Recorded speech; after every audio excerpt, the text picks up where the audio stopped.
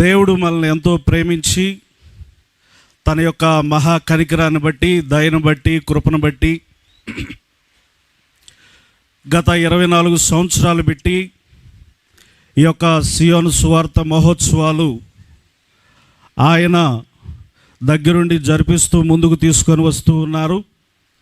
మరొక సంవత్సరం 25వ సంవత్సరంలోకి మనల్ని ఆయన తీసుకొని ముగింపు యొక్క కూడికలోకి మనం అందరము అడుగుపెట్టి ఉన్నాం కనుక దేవుని యొక్క సేవకురాలకి దేవుడి కూటాల ముందు ఇచ్చిన వాగ్దానాన్ని, ఆయన తన వాగ్దానాన్ని తను నెరవేర్చుకున్నందుకు మనం దేవుణ్ణి మహిమపరుద్దాం. హల్లెలూయా.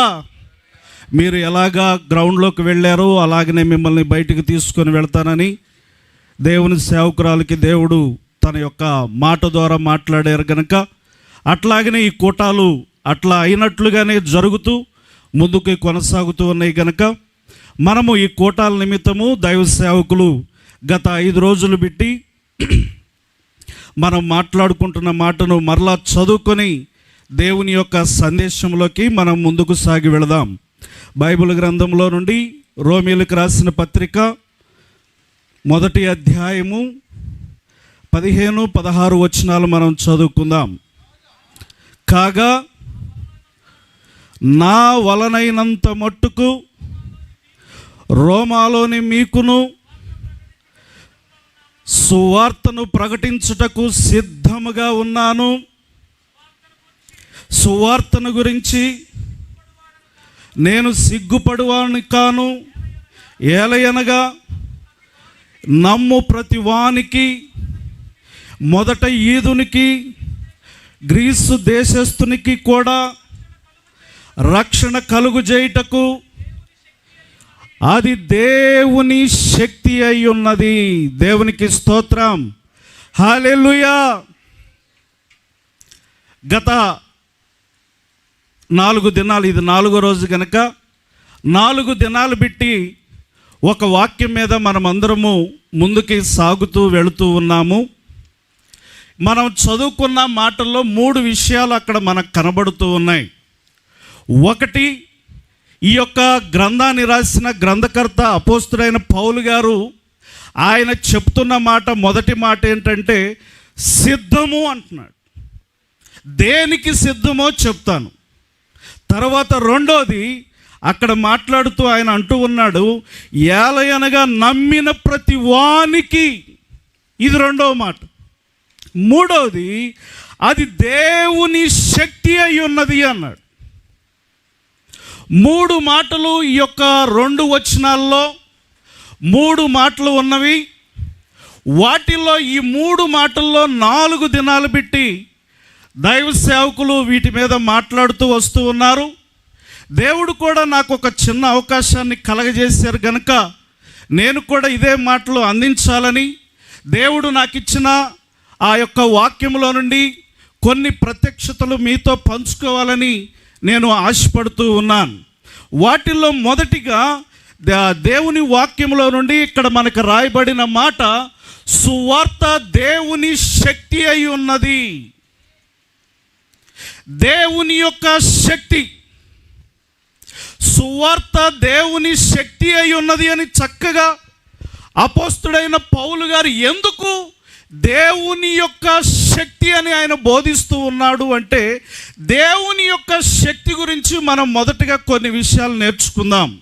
అసలు దేవుని శక్తి అంటే ఏమిటి?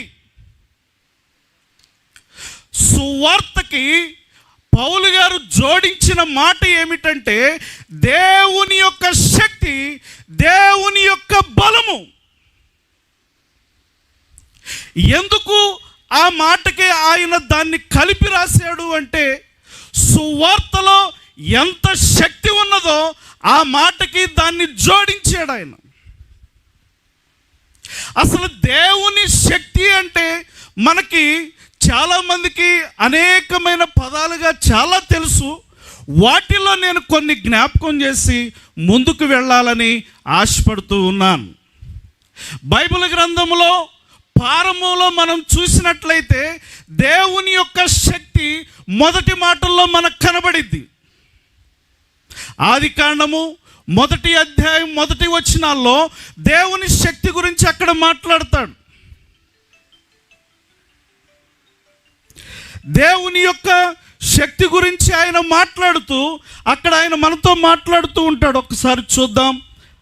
ఒకసారి మనం ఆదికాండం మొదటి యొక్క అధ్యాయంలోకి మనం వెళ్ళినట్లయితే దేవుని యొక్క శక్తి ఎంత గొప్పదో అక్కడ ఆయన మనకి చూపిస్తూ ఉన్నారు. మొదటి అధ్యాయం మొదటి వాక్యం. ఆదియందు దేవుడు భూమి ఆకాశములను సృజించెను. భూమి నిరాకారముగాను శూన్యముగాను ఉండెను.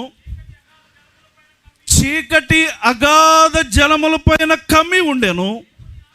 దేవుని ఆత్మ జలముల పైన అల్లాడుచూ ఉండెను. చాలు చాలు, చాలా చక్కని మాట ఇక్కడ ఆయన మనకి చెప్పాడు. ఆదియందు దేవుడు భూమి ఆకాశములను సృజించెను. ఈ సృష్టిలో, ఈ శూన్యములో మనం దేవుని శక్తి గురించి మాట్లాడుకుంటూ ఉన్నాం. దేవుని సువార్త ఎంత శక్తివంతమైనది అంటే దాని గురించి మాట్లాడుతూ ఉన్నాను. శూన్యములో దేవుడు భూమిని ఎట్లాగా కలగజేశాడో, ఎంత శక్తితో భూమిని కలగజేశాడో అంతే శక్తి ఈ సువార్తకు ఉన్నది.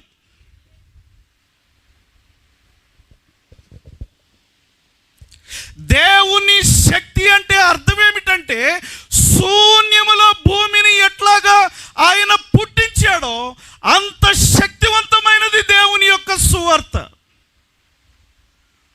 దాన్ని కొనసాగింపుగా యోబు గారు తన గ్రంథంలో తన మాటల్లో దేవుని శక్తిని వివరిస్తూ ఆ భూమి గురించి ఆయన మాట్లాడుతూ ఉన్నాడు. యోబు గ్రంథం 26వ అధ్యాయం, యోబు గ్రంథం 26వ అధ్యాయము 26వ అధ్యాయము ఆయన దాని శక్తి గురించి మాట్లాడుతూ 7వ వచనం, 26వ అధ్యాయం 7వ వచనం. శూన్య మండలముపై ఉత్తర దిక్కునున్న ఆకాశ విశాలమును ఆయన పరిచెను. శూన్యము పైన భూమిని ఏలాడదీసెను. దేవునికి స్తోత్రం, హల్లెలూయా. దేవుని యొక్క శక్తి గురించి నేను మాట్లాడుతూ ఉన్నాను. దేవుని యొక్క శక్తి అంటే ఏమిటంటే శూన్యములో భూమిని కలగజేశాడు. అదే శూన్యములో భూమిని ఏలాడదీశాడంట. ఈ భూమి అంతా ఏలాడదీశాడు. మనం ఈ బాటిల్ని ఒక్కరో ఇక్కడ నిలబెట్టడానికి చూస్తే అది పడిపోయి, ఏమ్మా చిన్న బాటిల్ అది. దాన్ని నేను ఏం చేయలేకపోయాను, ఇక్కడ ఏలాడదీయలేకపోయాను. భూమిని ఏలాడదీయటము అంటే ప్రియ దేవుని బిడ్డలారా, దేవుని వాక్యంలోకి వెళ్తే భూమి మీద ఏమున్నాయి దాని గురించి ఆయన కింద వచనాల్లో 8వ వచనంలో మాట్లాడుతూ ఉన్నాడు. వాటి క్రింద మేఘములు చినిగిపోకుండా ఆయన తన మేఘములలో నీళ్లను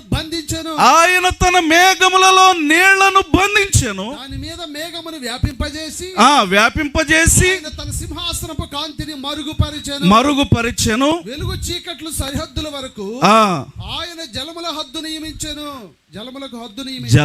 హద్దుని నియమించెను. ఆ యొక్క నీళ్ళని అసలు ఈ భూమి మీద మనం చూస్తే శూన్యములో ఏలాడుతూ ఉన్నది భూమి.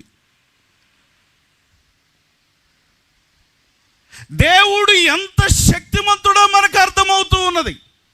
మనము చిన్న చిన్న ఈ లైట్లు, ఈ టెంట్లు ఇవన్నీ కట్టడానికి అటు ఇటు తాళ్ళతో వీటిని బంధించాం. ఇవి ఎంతో తేలికైనవి. వీటిని నిలబెట్టడానికి, వీటిని ఇక్కడ పెట్టడానికి పెద్ద పెద్ద యాంగ్లర్స్ అవసరమైనవి, కర్రలు అవసరమైనవి. అయినా వాటిని నిలబడట్లేదు, వాటిని కట్టాల్సి వస్తూ ఉన్నది. అలాంటిది ఈ భూగోళములో ఉన్న నీళ్లు మన వెనకాల చూస్తే పెద్ద పెద్ద కొండలు ఉన్నాయి. గుట్టలు ఉన్నాయి. వీటన్ని కూడా శూన్యముల భూమి ఇట్లా ఏలాడుతూ ఉన్నది. దేవుడు ఎంత శక్తిమంతుడు! దేవుని శక్తి ఎంత అపారమైనది! ఎంత అపారమైనది! దేవుని శక్తిలో ఇది ఒక మన కళ్ళ ముందు కనబడుతున్న ఒక నిదర్శనం. ఇది కనబడుతూ ఉన్నది. దేవుడు ఎంత బలవంతుడో మనకు కనబడుతూ ఉన్నది. ఇంత గొప్ప దేవుడు భూమిని శూన్యములో ఏలాడదీసి, ప్రియ దేవుని బిడ్డలారా, ఆయన తన నోటు వాక్కు చేత, తన మాట చేత, తన మహత్తు గల మాట చేత ఈ సృష్టిలో ఒక్కొక్కటి చీకటి, వెలుగు, పక్షులు, జంతువులు ఆయన నోటితో పలుకుతూ ఉంటే అవన్నీ ఒక రోజు తర్వాత ఒకటి నెరవేరుస్తూ వస్తూ ఉన్నాయి, పుడుతూ వస్తూ ఉన్నాయి. దేవుడు ఎంత శక్తిమంతుడు! ఆయన పలుకుతూ ఉన్నాడు. ఓ సూర్యుడా, ఓ చంద్రుడా, ఓ చీకటి, ఓ ఎలుగు కలగమనగానే అవి కలుగుతూ ఉన్నాయి.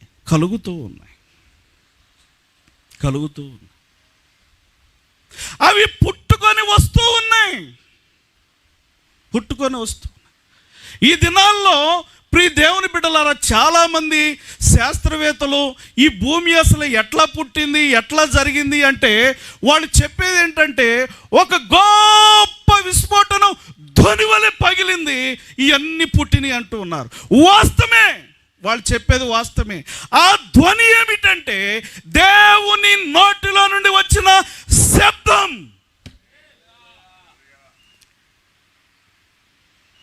భూమి పుట్టంటే పుట్టింది. ఓ సూర్యుడా, చంద్రుడా, నువ్వు కలుగంటే కలిగినాయి. అవి పెద్ద విస్ఫోటంలాగా పగిలిందంతే. అంత గొప్ప శక్తితో ఉన్నాడు దేవుడు.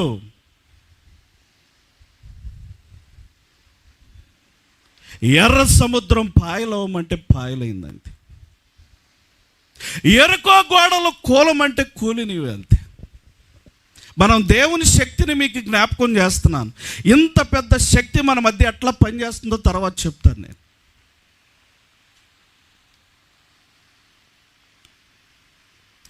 శక్తి అంటే చాలామంది దాన్ని చాలా తేలిగ్గా తీసుకుంటూ ఉన్నారు. మనం ఒక మాటలో చదివితే అయిపోయినట్లుగా ఉంది. అది కాదు. అది ఎంత శక్తివంతమైందో నేను మీకు జ్ఞాపకం చేస్తూ ఉన్నాను. శూన్యముల సృష్టిని చేశాడు. శూన్యముల సృష్టిని ఏలాడదీశాడు భూమిని. నోటు వాక్కు చేత భూమిలో ఉన్న చరచరములు అన్నీ కూడా కలిగినాయి. నోటు వాక్కు చేత దేవుడు ఎంత శక్తిమంతుడు! ఎర్ర సముద్రమును పాయలు చేశాడు. యోర్దాను నది ఏకరాశిగా నిలబడినది దేవుని శక్తి ముందు. ఎరుకో గోడలు కూలిపోయినవి. అగ్ని ఆరిపోయినది. పరలోకము నుండి ఏలియా ప్రార్థన చేస్తే అగ్ని కురిసినది. ఈ దేవుని శక్తి గురించి చెప్తూ ఉన్నా. ఎంత బలమైన శక్తి దేవునిది! బలమైన శక్తి. ఇలాంటి బలమైన శక్తి కలిగిన దేవుడు, ఆకాశము మహాకాశములు పట్టజాలని దేవుడు, తన నోటు వాక్కు చేత ఈ సృష్టిని కలగజేసిన దేవుడు, ఆయన ప్రియ దేవుని బిడ్డలారా, ఆ యొక్క ఆకాశము నా సింహాసనము, భూమి నా పాదపీఠం అని చెప్పిన దేవుడు తనను తాను చిన్నగా చేసుకొని ఒక స్త్రీ గర్భంలోకి ఆయన ప్రవేశించారు. దేవునికి స్తోత్రం, హల్లెలూయా. బలవంతుడైన దేవుడు, ఆకాశములు మహాకాశములు పట్టజాలని దేవుడు, ఆకాశం ఆయన సింహాసనం, భూమి ఆయన పాదపీఠం, అంత గొప్ప శక్తివంతమైన దేవుడు మరియ గర్భంలోకి ఆయన ప్రవేశించాడు. మరియ గర్భంలోకి ఆయన ప్రవేశించి ఆయన ఈ భూలోకంలోకి శరీరధారిగా మన మధ్యకి ఆయన వచ్చారు. ఆయన వచ్చినాక ఆయన ఎంత శక్తివంతమైన కార్యాలు చేశాడు అంటే 1-2 జ్ఞాపకం చేసిన తర్వాత ముందుకు వెళతాను. ఆయన సముద్రం మీద ప్రయాణం చేస్తూ ఉన్నప్పుడు, ప్రియ దేవుని బిడ్డలారా, భయంకరమైన తుఫాను అలలు రేగినప్పుడు ఆయన చిన్న మాట గద్దేవగానే అవన్నీ నిమళమైపోయినాయి.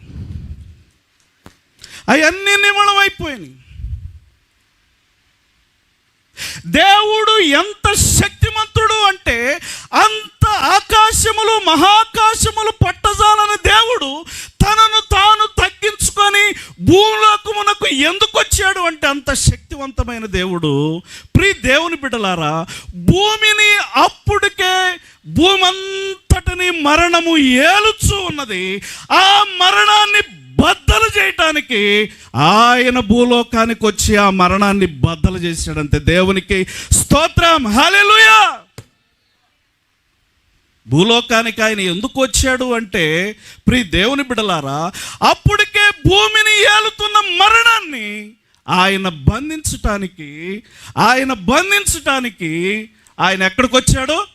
భూలోకానికి వచ్చి ఆ మరణపు ముళ్ళుని విరిచి ఆయన సజీవుడై పరలోకానికి వెళ్ళాడు. అలాంటి శక్తివంతమైన దేవుడు ఆయన. ఇప్పుడు చెప్పాలి, మనం డైలీ 4 దినాలు పెట్టి చూస్తున్న సువార్త దేవుని యొక్క శక్తి అయి ఉన్నది అంటే, దేవుని శక్తి అంటే చిన్నది కాదది. భూమిని కలగజేసింది, ఈ భూమిని శూన్యములో ఏలాడదీసింది, తన నోటు వాక్కు చేత సమస్తమును కలగజేసింది. ఆకాశములు మహాకాశములు పట్టజాలని దేవుడు ఒక చిన్న గర్భంలోకి ప్రవేశించి భూమిని అప్పుడికే ఏలుతున్న మరణాన్ని ఏం చేశాడు? ఆయన మరణపు ముళ్ళును విరిచాడంతే. మరణం మీద జయం వచ్చింది ఆయనకి. ఆ జయాన్ని దేవుడు భూలోకంలో 2 సార్లు వచ్చాడు.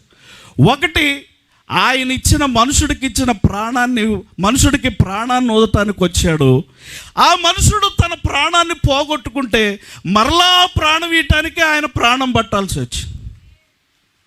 దేవుని యొక్క వాక్యముల నుండి మనం చూస్తే, దేవుడు మనలో ఊదినది ఆయన జీవం, ఆయన యొక్క శక్తి. నీలో నాలో ఉన్న ప్రాణం చిన్నది కాదు. ఆయన జీవాత్మను ఊదగా మనుషుడేమయ్యాడు? జీవించే ప్రాణి. ఆయన ఊపిరి ఊదాడు మనలో. ఆయన వీటన్నిటినీ యోబు గారు ఏమంటున్నాడంటే, మనం చదువుకున్న లేఖనములో ఇందాక మనం చదువుకున్నాం కదా, ఆ కింద వచనాల్లో ఎంతటి బలమైన కార్యాల గురించి ఆయన మాట్లాడుతూ ఏమన్నాడంటే, చూడండి 14వ వచనం. Praise the Lord. ఇవి ఆయన కార్యములలో స్వల్పములు, చాలా చిన్నవి. ఆయన గురించి మనకు వినబడుచున్నది మిక్కిలి మెల్లనైన గుసగుస శబ్దము పాటిదే కదా. మిక్కిలి మెల్లనైన గుసగుస శబ్దము పాటిదే కదా. గర్జనలు చేయు ఆయన మహాబలము ఎంతైనది గ్రహింపగలవాడెవడు? గర్జనలు చేయు ఆయన మహాబలము ఎంతైనది గ్రహింపగలవాడు ఎవడు? దేవుని శక్తిని అసలు గ్రహించేవాడు ఎవడు? ఈ భూమిని సృష్టించటం, శూన్యములో ఏలాడదీయటం, నోటి వాక్కు చేత కలగజేయటం, మరణపు ముళ్ళను విరవటం, సముద్రమును గద్దించటం, ఎర్ర సముద్రమును పాయలు చేయటం, అనేకమైన అద్భుతాలు, ఇవన్నీ అల్పమైనవే. దేవుని దృష్టిలో ఎలాంటివన్నీ? అల్పమైనవి. అసలు దేవుని శక్తిని గ్రహించేవాడు ఎవడు? అలాంటి శక్తి. అర్థమవుతుందా? సువార్త అంటే, దేవుని శక్తి అంటే ఇవన్నీ కలిపి ఉన్నదే ఆ శక్తి.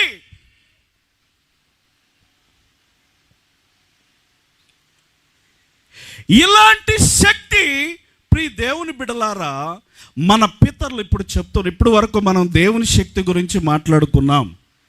దేవుని శక్తి అపారమైనది. ఇది ప్రస్తుతం మనము అల్పమైన వాటినే మనం చూసాం, అల్పమైన వాటినే మనం నెమరవేస్తూ ఉన్నాం. ఇలాంటి అపారమైన శక్తి ప్రియ దేవుని బిడ్డలారా మనుషులకి వారి యొక్క దినాలలో ఎట్లాగా వీటిని వారు సువార్త రూపముగా చెప్పటము ద్వారా ప్రజలందరూ రక్షించబడుతూ వచ్చారు. మొదటి దినాల్లో మనం చూసినట్లయితే ప్రియ దేవుని బిడ్డలారా మోషే కాలములో ఈ యొక్క దేవుని యొక్క సువార్తను మోషే ప్రకటిస్తూ ఉండగా ఎర్ర సముద్రము దగ్గర ఆ దినాల్లో వాళ్ళందరికి కూడా ఈ సువార్తను ఎట్లాగా సువార్త వాళ్ళలో పనిచేసింది, ఎట్లాగా ఇలాంటి బలమైన కార్యం వాళ్ళు ఎట్లాగా చూసి రక్షించబడ్డారు అంటే దేవుని వాక్యం చెప్తుంది. నిర్గమకాండములో చాలా చక్కని విషయము మనకి పరిశుద్ధాత్మ దేవుడు ఈ సువార్త ఎట్లా పనిచేసిద్ది అని గనక మనం చూడగలిగినట్లయితే నిర్గమకాండము 14వ అధ్యాయము, నిర్గమకాండము 14వ అధ్యాయము 14వ అధ్యాయము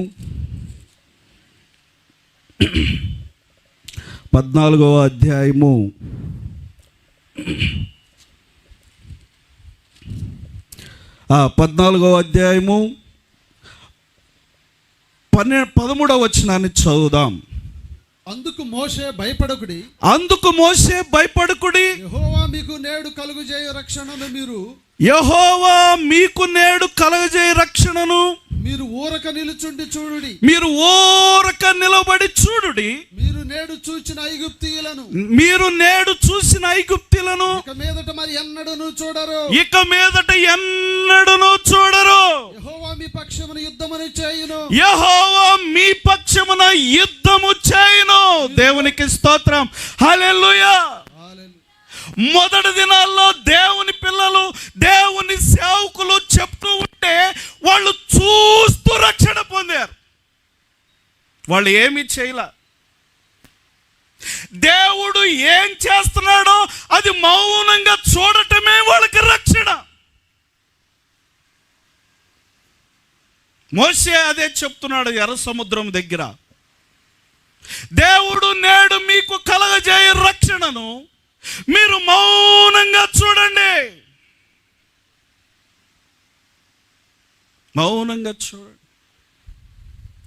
ఆ యొక్క అరణ్యములో అందరికీ సర్పములు కాటు వేస్తూ ఉండగా సిలువ ఎత్తబడినప్పుడు, సర్పము ఎత్తబడినప్పుడు వారందరూ దాని వైపు చూసి రక్షించబడ్డారు. దేవునికి స్తోత్రం, హల్లెలూయా. చూడటము ద్వారా రక్షణ. దాని తరుపరి ప్రియ దేవుని బిడ్డలారా ఎరుకో గోడలు కూలిపోతున్నప్పుడు మౌనంగా ఉండటం. ఈ బలమైన శక్తిని వాళ్ళు చూసి రక్షణ పొందారు. మౌనంగా ఉండటం ద్వారా గోడలు కూలిపోయినాయి.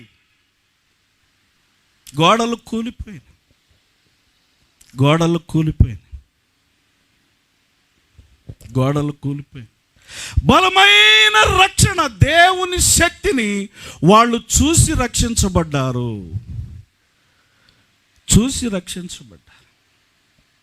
ప్రజలు దేవుని వైపు చూస్తూ ఆ దినాల్లో రక్షించబడ్డారు.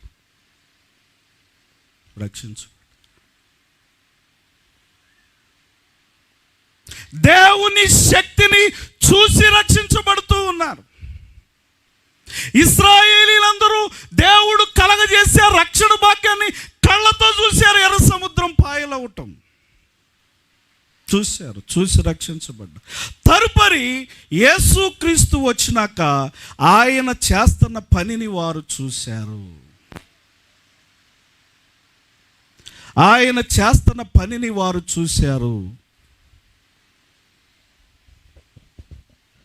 ఆయన దగ్గరికి వచ్చినాక ఆయన పని చేయటం ప్రారంభించాడు. ఆయన పని చేయటం ఎట్లా ప్రారంభించారంటే, యేసుక్రీస్తు ఆయన దగ్గరకు వచ్చిన ప్రతి ఒక్కరికి కూడా ఆయన అడిగే మాట ఏంటంటే, మొదటి మాట, ప్రియ దేవుని బిడ్డలారా, చక్కని మాట ఆయన చెప్పాడు. ఏంటి ఆయన చెప్పిన మాట అంటే, నీ విశ్వాసమే నిన్ను స్వస్థపరచును. రెండోది, నీవు నమ్ముతున్నావా, నీవు విశ్వాసం ఉంచావా, నీ నమ్మకమే నిన్ను విడిపించింది అని చెప్పి ఆయన మాట్లాడాడు. నమ్మకం గురించి మాట్లాడాడు. పౌలు గారు అక్కడ మనం చదువుకున్న అక్కడ ఏమని చదువుకున్నాం? సిద్ధం ఒకటి, రెండో మాట ఏం చదువుకున్నాం అక్కడ మనం? నమ్ము ప్రతి వానికి అది ఏమై ఉన్నది? దేవుని శక్తి అయి ఉన్నది. యేసు ప్రభు జీవించినప్పుడు ఎవరైతే ఆయన్ని నమ్ముతూ ఆ మాటలను విశ్వసించారో వారందరూ బాగుపడ్డారు, వారందరూ రక్షించబడ్డారు. వారందరూ రక్షించబడ్డారు, వారందరూ విడుదల పొందారు, వారందరూ కూడా దేవుని వాక్యం చేత వారందరూ పట్టుబడ్డారు. మనం చూసినట్లయితే యేసు ప్రభు భూలోకానికి వచ్చినప్పుడు దైవ సేవకులు ఒక మాటను జ్ఞాపకం చేశారు. గత 2 రోజులు ఆయన డానియల్ జయంతి గారు చక్కని విషయాలు చెప్పాడు. యేసు ప్రభు తన సువార్తను ప్రకటించినప్పుడు మొదటి మాటలు ఆయన పలికిన మాట ఏంటంటే, బేదలకు సువార్త, కుంటివారు గుడ్డివారు, అట్లాగనే చెరసాల్లో ఉన్నవారికి విడుదల, సునాద సంవత్సరం, వీటన్నిటి గురించి ఆయన మాట్లాడుతూ ఉన్నాడు. సువార్తను బోధిస్తూ ఉన్నాడు. తన సువార్త పరిచర్యను ప్రారంభించారు యేసయ్య. పేదలకి అవసరమైనది, ప్రస్తుతం ఆ దినాల్లో ప్రజలకి అవసరమైన తన పనిని తాను ప్రారంభించారు యేసయ్య. దేవుని యొక్క సువార్తను, ఆ శక్తివంతమైన మాటలను ఆయన తన మాటల చేత ప్రారంభించారు. మాట్లాడుతూ ఉన్నాడు, పేదలతో, నలిగిపోయిన వారితో మాట్లాడుతూ ఉన్నాడు, తండ్రి గురించి బోధిస్తూ ఉన్నాడు, సువార్తను ప్రకటిస్తూ ఉన్నాడు. వారికి ప్రకటిస్తూ ఉండగా వారిలో ఆ పొట్టి జక్కయ్య, ఆ దెయ్యములు పట్టినవాడు, ఆ సమరయ స్త్రీ, ఆ పాడి మీద మోసుకొని వెళుతున్న ఆ యదోరాలు కుమారుడు, అనేక మందిని ఆయన తన మాటల చేత వారందరినీ లేవనెత్తాడంతే. దేవునికి స్తోత్రం, హల్లెలూయా. లేవనెత్తాడు. దేవుడు తన యొక్క మాట చేత అద్భుతాలు జరిగించాడు. తన శక్తివంతమైన మాటలను ప్రియ దేవుని బిడ్డలారా పేదలతో మాట్లాడుతూ ఉన్నాడు. ఎందుకు దేవుడు పేదలకి సువార్త, నలిగిన వారికి ఇట్లా అనేకమైన విషయాలు ఎందుకు చెప్పాడు అంటే, సునాద సంవత్సరం గురించి ఎందుకు ఆయన మాట్లాడాడంటే, ఆ దినాల్లో ఉన్న ధర్మశాస్త్ర ఉపదేశకులు వారు చెప్పేవారిగా ఉన్నారు కానీ చేసేవారిగా లేరు. ప్రజల్ని వారు అనేక విధాలుగా బాధ పెడుతూ ఉన్నారు. యేసు ప్రభు అదే మాట్లాడుతూ ఉన్నాడు. ఆయన, మీరు మీ నోళ్ళు సమాధులు, బాధ పెడుతూ ఉన్నారు, వాళ్ళని ఇబ్బంది పెడుతూ ఉన్నారు. దేవుని వాక్యాన్ని, రక్షణను, దేవుని సువార్తను ఆ ప్రజల్లోకి తీసుకెళ్ళలేకపోతూ ఉన్నారు. దానికి వారంతా నలిగిపోయారు, విసిగిపోయారు, ఆ అప్పుల్లోకి వెళ్ళిపోయారు, బలహీనలైపోయారు, దొంగలైపోయారు, విసిగిపోయారు, బానిసలయ్యారు. వాళ్ళని ఎవడు విడిపించేవాళ్ళు లేడు. దేవుని వాక్యాన్ని చెప్పి విడిపించేవాళ్ళు లేడు. అందుకే యేసు ప్రభు తన సువార్తలో వెళుతూ ఉండగా ఆ ప్రజలందరినీ చూసి ఆయన మాట్లాడుతున్నారు, వీరు కాపరలేని గొర్రెల వలె విసికి చెదిరిపోయి ఉన్నారు.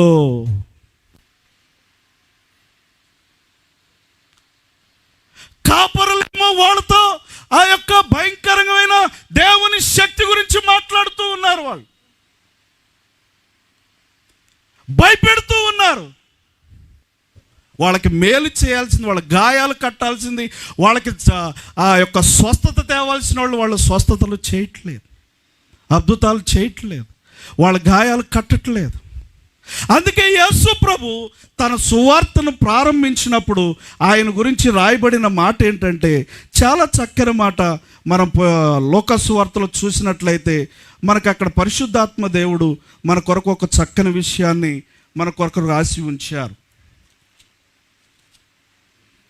మనం చూసినట్లయితే ఆ యొక్క 4వ అధ్యాయము ఆ యొక్క 22వ వచనంలో, అప్పుడు అందరూ ఆయన గురించి సాక్ష్యం ఇచ్చి ఆయన నోటి నుండి వచ్చిన దయగల మాటలకు ఆశ్చర్యపడ్డారంట. అక్కడున్న ధర్మశాస్త్ర ఉపదేశకులు కఠినంగా మాట్లాడుతూ ఉంటే వారిని బాగు చేసేవాళ్ళు లేకపోతే, కానీ ఆయన మాత్రము ఆయన నోటి నుండి వచ్చిన మాటలు దయగలిగిన మాటలు వచ్చినవి. ప్రజల్ని ఆయన ఆదరించాడు, ధైర్యపరిచాడు. ఇలాగ పరిచర్య కొనసాగుతూ ఉండగా ఆయన మరణపు ముళ్ళను విరిచి ముందుకు వెళ్ళినాక ఆ భారాన్ని ఆయన శిష్యులకు అప్పగించాడు. ఈ శక్తివంతమైన పరిచర్యను ఆయన శిష్యులకు అప్పగించారు. ఆ యొక్క శిష్యులకు అప్పగించే ముందు ఈ యొక్క శక్తినంతా కూడా ఆయన ఒక నామములో ఈ శక్తినంతా నింపాడు. ఆయన ఒక నామములో ఈ శక్తినంతా. ఏ శక్తి? శూన్యములో భూమిని కలగజేయటం, శూన్యములో భూమిని ఏలాడతీయటం, తన మహత్గల మాట చేత సృష్టిలో సమస్తమును కలగజేయటం. ఇలాంటి శక్తినంతా కూడా ఒక నామములో దాన్ని నింపాడు. ఆ నామము గురించి పౌలు గారు మాట్లాడుతూ ఉన్నాడు ఫిలిప్పీలకు రాసిన పత్రికలో. నేను త్వరగా చెప్పి నా వర్తమానాన్ని ముగిస్తాను. ఫిలిప్పీలకు రాసిన పత్రికలో ఆ నామములో ఉన్న శక్తి గురించి ఆయన మాట్లాడుతూ ఉన్నాడు. 2వ అధ్యాయము 10-11 వచనాలు చదువుకుందాం. అందుచేతను పరలోకమందున్న వారిలో కానీ భూమి మీద ఉన్న వారిలో కానీ భూమి కింద ఉన్న వారిలో కానీ ప్రతి వాని మోకాలును యేసు నామములో వంగునట్లు ప్రతి వాని నాలుకయు తండ్రి అయిన దేవుని యొక్క మహిమార్థమై యేసుక్రీస్తు ప్రభు అని ఒప్పుకున్నట్లు దేవుడు తన్ని అధికముగా హెచ్చించి ప్రతి నామమునకు పైనామముగా దేవుడు అతన్ని హెచ్చించెను. ఆ నామమే యేసుక్రీస్తు. ఆ నామమే యేసుక్రీస్తు. ఈ నామాన్ని మనం ఉచ్చరించినప్పుడు ఈ శక్తి అంతయు, దేవుని యొక్క శక్తి అంతయు ఒక నామములోకి వెళ్ళిపోయింది. ఇప్పుడు మనం ఉచ్చరించవలసినది ఒకటే, యేసు నామం. యేసు నామం. ఈ యేసు నామము చేత ఆ నామాన్ని పట్టుకొని 12 మంది శిష్యులు వారు ఒక్కసారిగా వెళ్ళి వారు ప్రకటన చేయగానే 3000 మంది రక్షించబడ్డారు. దేవునికి స్తోత్రం, హల్లెలూయా. వాళ్ళు దేవాలయమునకు ఎక్కి పడుతూ ఆ కుంటివాడు అక్కడ ఉండి కుంటివాడు ఏమైనా దొరుకునేమని చూస్తే వారు మా దగ్గర ఏమీ లేదు, యేసు నామం మాత్రమే ఉన్నది. దేవునికి స్తోత్రం. యేసు నామములో ప్రకటించగానే వాడు ఒక్కసారిగా లేచి నిలబడ్డాడు. అంతే, ఒక్కసారిగా లేచి నిలబడ్డాడు. ఈ దినాల్లో ప్రియ దేవుని బిడ్డలారా, మనం గమనించవలసింది ఏంటంటే, నేను ముందు చెప్పాను, పౌలు గారు ఎందుకు సిద్ధము అన్నాడంటే, ఆయన సిద్ధము అంటానికి కారణం ఏమిటంటే యేసు నామాన్ని ఆయన ఎరిగాడు. యేసు నామాన్ని ఆయన పట్టుకొని నేను సిద్ధం అంటున్నాడు. అంతే, దాన్ని పట్టుకొని వెళ్ళి ఆయన ఇక ఆ యేసునామాన్ని ప్రకటిస్తూ ఉన్నాడు, అద్భుతాలు చేస్తూ ఉన్నాడు, కార్యాలు చేస్తూ ఉన్నాడు. ఈ యేసునామాన్ని ప్రకటించటం ద్వారా అద్భుతాలు జరుగుతూ ఉన్నాయి, అనేక మంది సంఘ అభివృద్ధి జరుగుతూ ఉన్నది. ఈ యేసు నామం తాకటం ద్వారా ఈరోజు ఇక్కడ అనేకులు 23 మంది వాళ్ళు బాప్తిసం పొందారు. మీరు ఊరక పొందలా, యేసు నామం మిమ్మల్ని తాకింది. ఇప్పటికే రక్షించబడ్డ వాళ్ళు కూడా ఈ శక్తి చిన్నది కాదు, నిన్ను తాకినది. యేసు నామం అనే శక్తి నిన్ను నన్ను తాకటము ద్వారా మనం రక్షించబడ్డాము. మన బైబిల్ కాలేజీలో ఒక 16 మంది రక్షణ పొంది ఆ యొక్క బైబిల్ యొక్క పట్టుకొని సువార్త కొరకు వెళుతూ ఉన్నారు. వాళ్ళందరికీ చెప్పే మాట ఏంటంటే, వారు యేసు నామాన్ని సిద్ధపడి యేసు నామాన్ని పట్టుకొని ప్రజల్లోకి వెళ్ళటమే.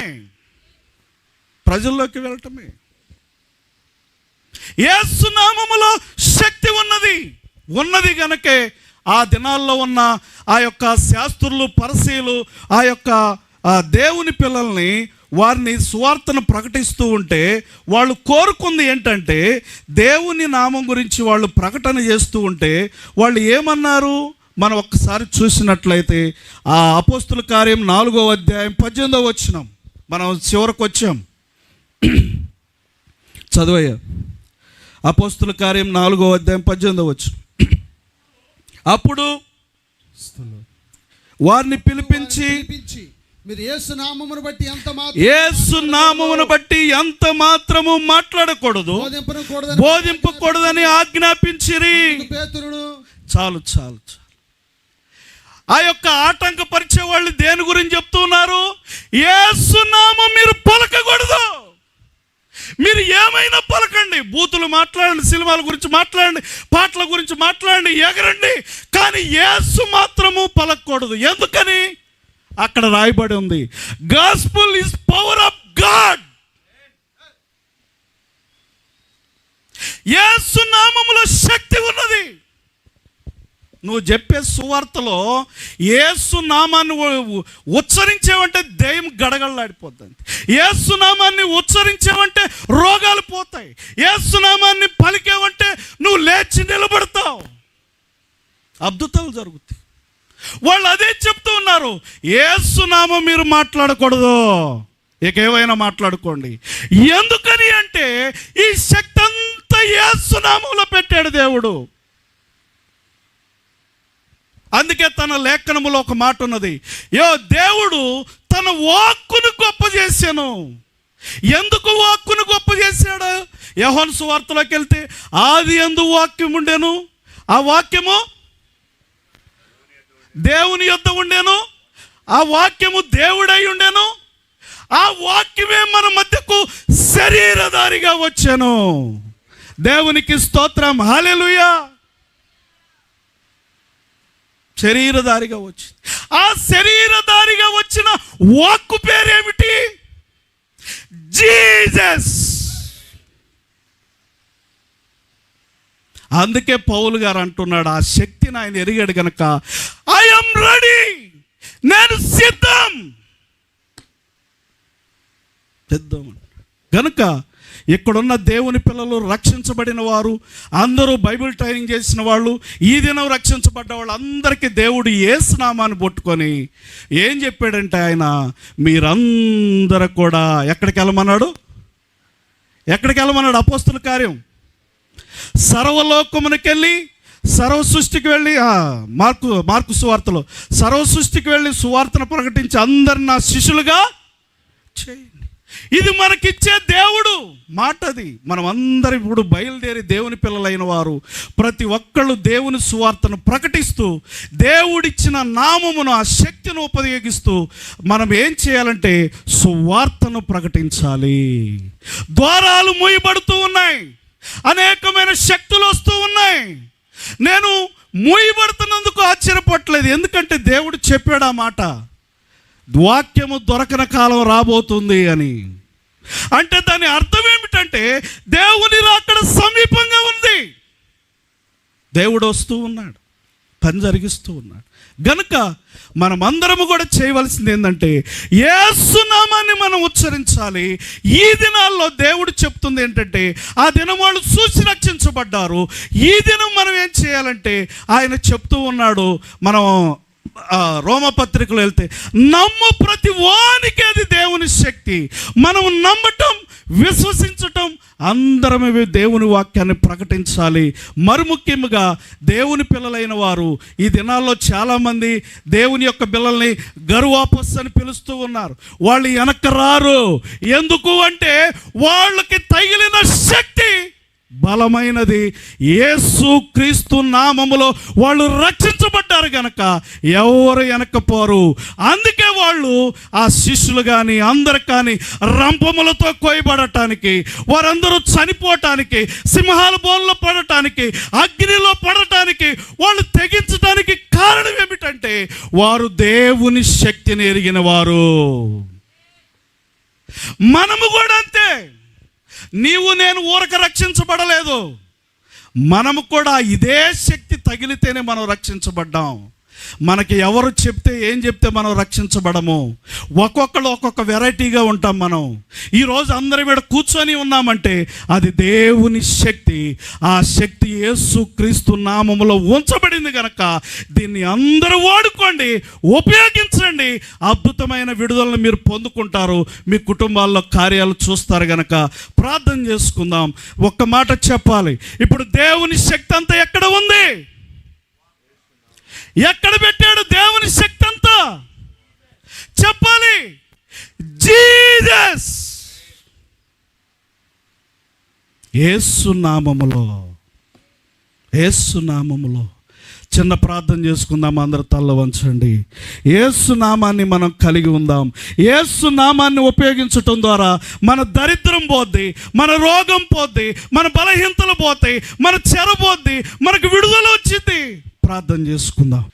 నీ సువార్తలో ఉన్న శక్తిని ప్రకటించి ఈ రాత్రి ప్రతి ఒక్కరిని మీ శక్తితో నింపాలని ఉద్దేశించి పరిశుద్ధాత్మ శక్తిగా నువ్వు మా మీద ఉండి నీ శక్తిని భూమి మీద కనపరుచుకోవాలని, నీ నామమును ప్రకటించాలని, నీ నామము కొరకు సాక్షులుగా బ్రతకాలని, నిన్ను కలిగి జీవించాలని నువ్వు నాతో మాతో మాట్లాడినందుకు నిన్ను స్తుతిస్తూ ఉన్నా. ప్రభువా, నిన్ను మహిమపరుస్తూ ఉన్నా. ఈ అంత్య దినాలలో, చివరి దినాలలో నీ శక్తిని పొంది నీ శక్తికి సాక్షులుగా బ్రతికి నీ నామాన్ని మహిమపరచటానికి బలమైన అభిషేకమును దయచేయమని ప్రార్థిస్తూ ఉన్నా. దేవా, మీ దాసులు మీ పక్షముగా నిలవబడి మీ వాక్యాన్ని విత్తబోచుండగా మీ సన్నిధి ఉంచండి. మీ దాసులను మరుగుపరచండి. మీ నామానికి మహిమ తెచ్చుకునండి. మీదైన గొప్ప కార్యములను జరిగించండి. వాక్యము వినుటతోడనే వెలుగు కలుగుటకు మీరు కృప చూపండి. పరిశుద్ధాత్మ తండ్రి, నిన్ను స్తుతిస్తూ ఆరాధిస్తూ మీకే మహిమ, ఘనత, స్తుతి, స్తోత్రములు చెల్లిస్తూ యేసయ్య నామములో ప్రార్థిస్తూ వేడుకొని పొంది ఉన్నాము తండ్రి. ఆమేన్.